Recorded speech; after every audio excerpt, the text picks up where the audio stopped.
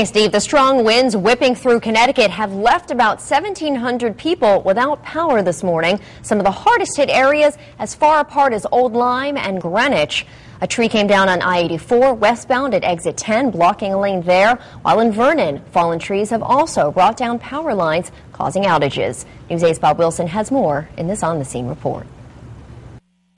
Now, what we're talking about are 35 to 40 mile-an-hour gusts that are shutting down roads and just blowing the power poles right over.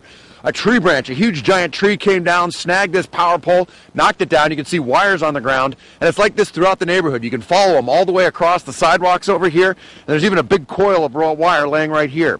It's like that. CLMP says they have their crews out, and they're going to work hard to try and get this back up as quickly as possible. In Vernon, Washington Avenue was closed. Live lines hang in the air and lay in the snow. Further down the road, a tree tangled in high-tension power lines. Bill Schultz was home when the lights flickered and went out. Just like snapped, and it's across the wires right down the road.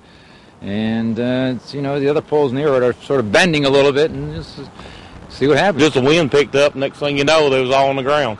It's like this all across the state, and CLMP has opened up their Emergency Operations Center. And while it's not a massive storm that's knocking out power to hundreds of thousands of people, the wind is ripping up a few lines in each town. CLMP has out 130 line and tree crews, and their problem?